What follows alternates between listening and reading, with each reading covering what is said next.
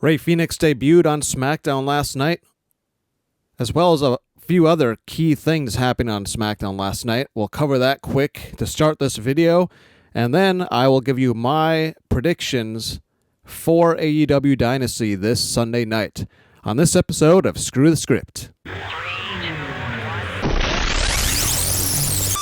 Last night we saw Rey Fénix debut on Smackdown.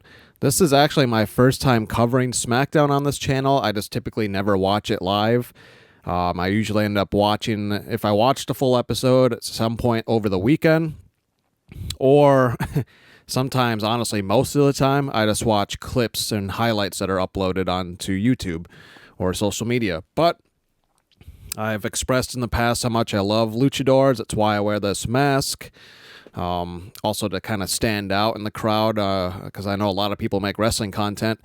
But beside that, I love the Lucha Bros. They were amazing in AEW. I have followed both of them for a decade now.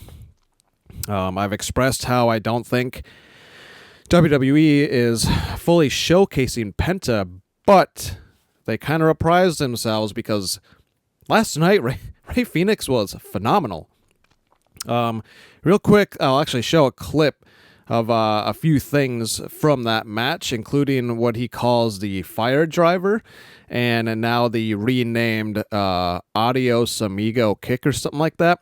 Here's the video real quick. Whatever it takes. Goodbye, Amigo kick. And now Rey Fénix. The fire.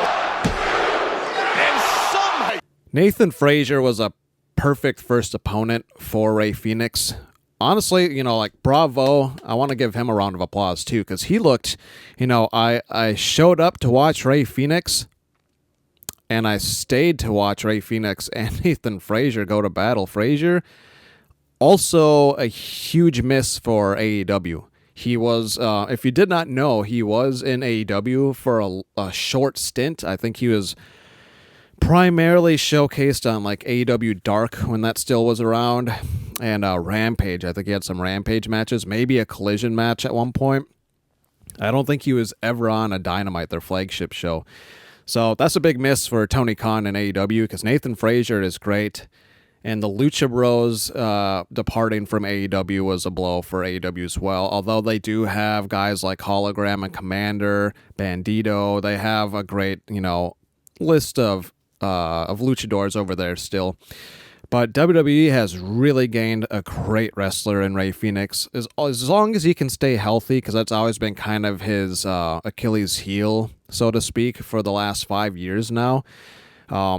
He has a hard time staying healthy because of, the style of wrestling that he does. He is, if you were to take his older brother Penta and kind of just juice him up with more high-flying athleticism, that's Rey Fénix. He's about 5 years younger, if I remember right. So he's got a longer career ahead of him still. He's like right in the middle of his prime. Both of them started wrestling long before I even discovered them 10 years ago. They have been wrestling since they're like early teens. They like luchadors, it's different down there. We all know like Rey Mysterio and his story. When he was up and coming, he started wrestling on indies and shows like that, and WWF even when he was like 19, 20. Rey Fénix and Penta both have been wrestling since they were in like high school. So it's a real, real passion down in Mexico, these luchador wrestlers. That's why I love them so much. They really dedicate their lives to it. I know all pro wrestlers dedicate their lives to pro wrestling, but luchadors, it's something else. It really is just like a raw dedication from a very young age for pretty much all of the high-profile luchadors. So great match for him there. We also saw Randy Orton. So Kevin Owens, what we all feared, has got an injury. So him and Orton are probably, I'm not even saying probably, they're definitely not having their Mania match. So then I think we saw just a quick, panic is the best way to describe it, honestly, by Triple H, because, what do they do? Mania is only a couple of weeks away at this point. So they did this, and we saw this. Oh, no! Those voices in his head.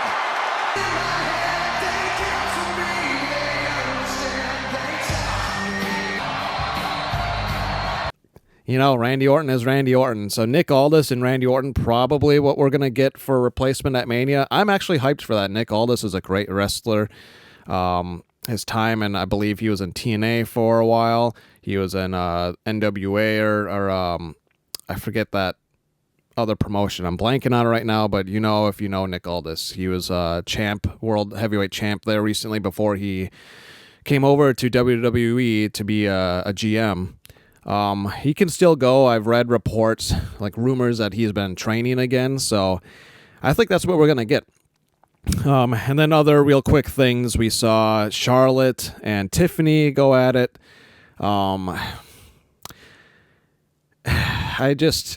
They're doing whatever they can to make this not seem so one-sided, but I think we all know that, unfortunately, Charlotte's going to win and probably break her dad's record.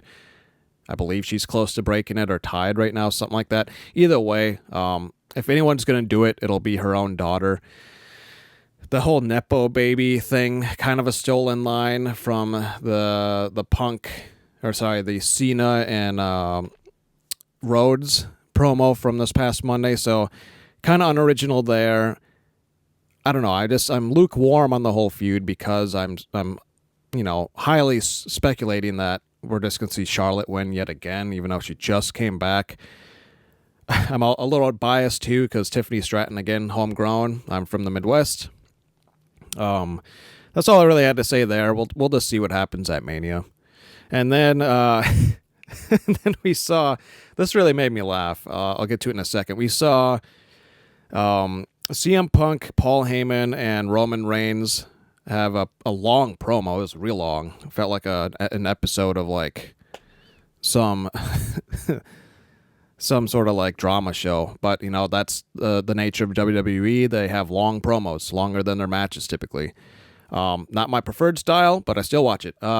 However, something that really made me laugh, with the whole favor and stuff, yada, yada, yada, was after that when CM Punk hit Roman Reigns with his GTS. Why did Roman have to sell it like Yamcha from Dragon Ball Z? You know what I'm talking about right there? I mean, that's Yamcha, and here's Roman Reigns. I mean, you can see the resemblance, or like that, that Family Guy sort of like Peter Griffin, like knockout. Excuse me. It was great. A little bit more excited for that feud now, just to see. I love how Rollins just kind of sat there and watched it all. I want them to give Rollins the win. I think he deserves it. He's been such a workhorse for WWE for, 10, 15 years now? I would love to see him get the upset. I think nobody's expecting him to win. They're either thinking it's going to be Punk or Reigns. I want to see Rollins win this. So that's my quick coverage on SmackDown. And now let's get over to my predictions for Dynasty this Sunday for AEW. So now my picks for Dynasty this Sunday for AEW. I'm really excited for this card. It's yet again another stacked AEW pay-per-view. They have, I think, maybe 2 pay-per-views in total that I haven't liked as a whole, just because of either a sour ending or, just not a good lineup or outcomes. Really, the only one that truly comes off the top of my head that just sits sour with me after all this time was, I believe it was Full Gear from 3-4 years ago. I think it was a Full Gear. The one that had the barbed wire death match or whatever, the exploding barbed wire death match with that terrible ending. Oh, I'm sorry, but that's all I remember from that pay-per-view now. And yeah, so outside of that, they've been having really good pay-per-views. Now I have the photo up for you right there. I'm going to use my laptop and kind of go with you guys. And I'm just going to go from, I'm going to start with the Omega match I'm going to start with Tony Storm and Megan Bayne and kind of go clockwise all the way back to what's going to be the main event, I'm assuming, with Swerve and Mox. So Tony Storm, Megan Bayne, I do think that Tony Storm will retain. They've been building up Megan Bayne, which I love because I've expressed that in past videos, but I don't think that they're going to have Tony Storm drop the title so soon. And I also don't think it'll be Megan Bayne's only time getting a title shot this year in 2025. Maybe she gets a future one or moves over to TBS and dethrones Mercedes. So that's my pick there. Daniel Garcia, Adam Cole.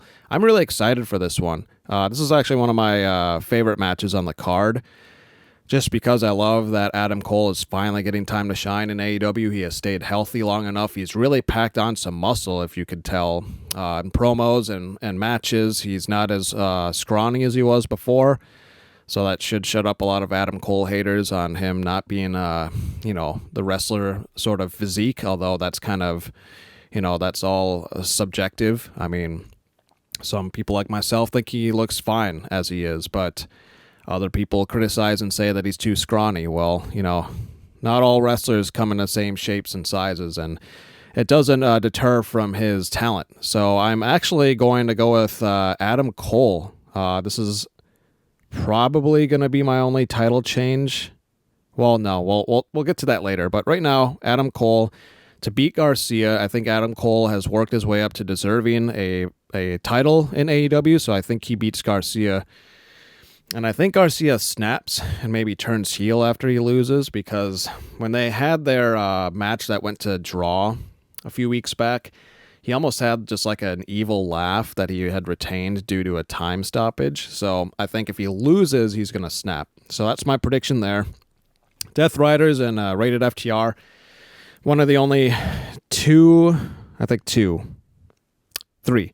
There's 3 matches on this card that I'm not all that excited for that could have just honestly been a main event of a Dynamite or a Collision. This is one of them. I just can't stand Death Riders. I do see them retaining because I think we're going to get some future story going on with Rated FTR splitting up. I think Dax and Cash are going to feud within each other. And they're going to feud for a minute, and maybe Edge later down the line will kind of, get them to, get back together and, glue the pieces back together so they can be FTR again. I think that's a long-term story that I'd like to see. So that's my prediction there. Fletcher, Briscoe, this is one of the other matches that I just mentioned that I'm not super thrilled for. This could have just been a main event of Collision on Saturday this weekend instead of being on the card. But I love Kyle Fletcher. I did a video about the tournament, and I saw there's no way that Briscoe's going to win, although I love Briscoe's energy. Fletcher is going to easily win this. Well, not easily. I think this will be a solid 10-minute match. But Fletcher, I have him picking up the win. Same with in the next match at the very bottom there, Mercedes and Julia Hart. I would love to see an upset at some point in this tournament, and this is probably the one that could be the upset just because Mercedes might get distracted by Athena, possibly, and further ignite their feud. Although my heart wants Julia Hart to win, pun intended, but I still see Mercedes winning this. So that's my pick there.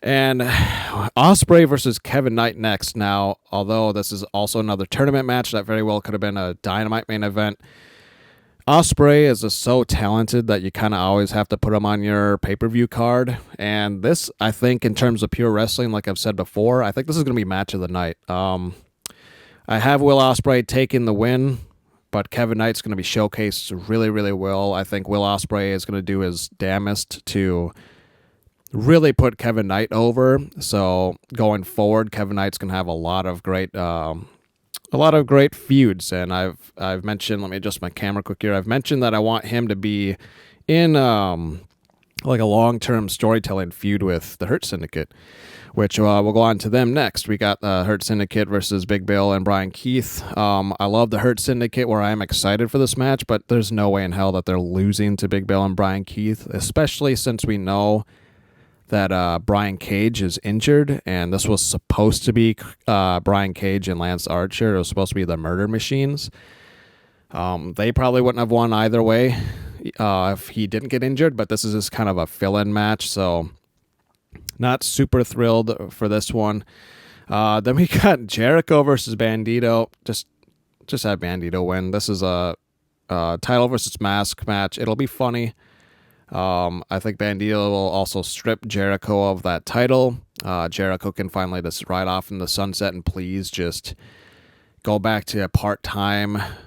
We're seeing too much of Jericho.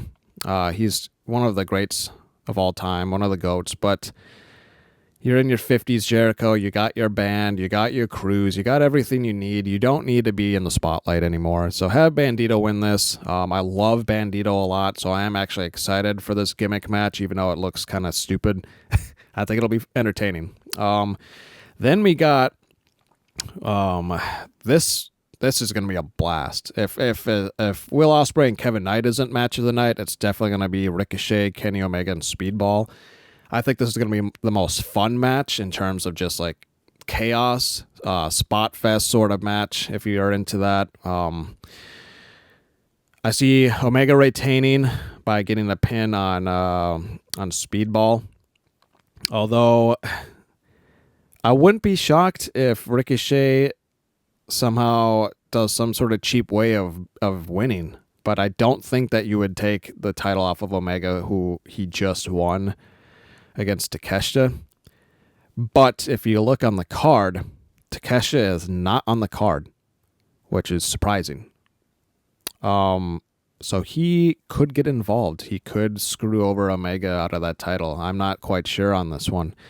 My mind wants to say Omega just retains, but there's a real possibility. There's a reality where Takeshita screws him. If they want to keep the Don Callis family feud going with Kenny, and also Will Ospreay is kind of feuding with them on occasion. We'll see, though. But I would just say I think I'm having Omega retain. And then we got the main event, Moxley Swerve. It should be a good match. Moxley does put on good pay-per-view matches. He'll probably bleed, because he bleeds in everything. He probably is bleeding now after I just mentioned it. Oh, what? Someone said I'm bleeding. I'm bleeding. You know. I have Swerve hopefully winning. Guess you could say maybe an upset, just with how dominant Moxley has been as champ.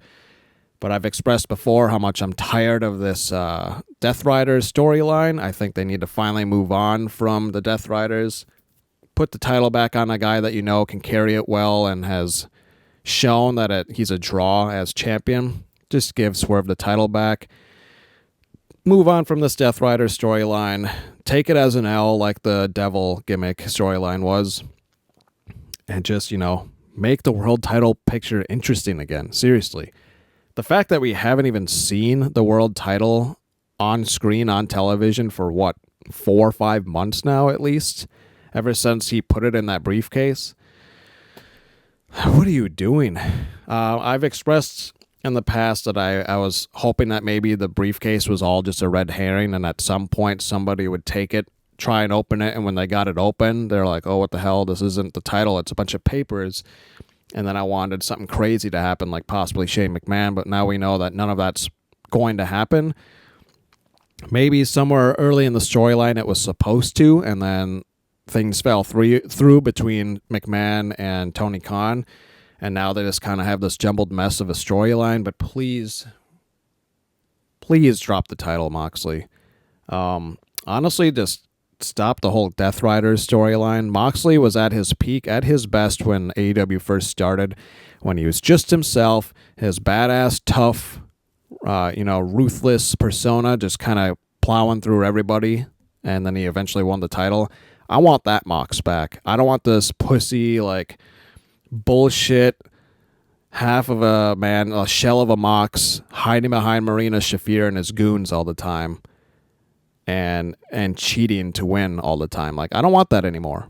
Just go back to old Moxley, get the title back on Swerve, and ride out 2025 with a good Swerve feud with maybe Hangman, which I predicted was going to be my winner for that tournament. So Hangman and Swerve running it back, that would be awesome. But you also have guys like Takeshita that's in that. Takeshita could win it all and be Swerve's first feud for the title. I would love that as well.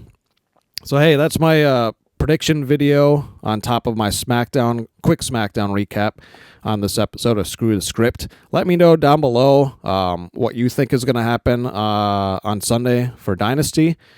As always, this was Maverick with Screw the Script. Thanks for watching.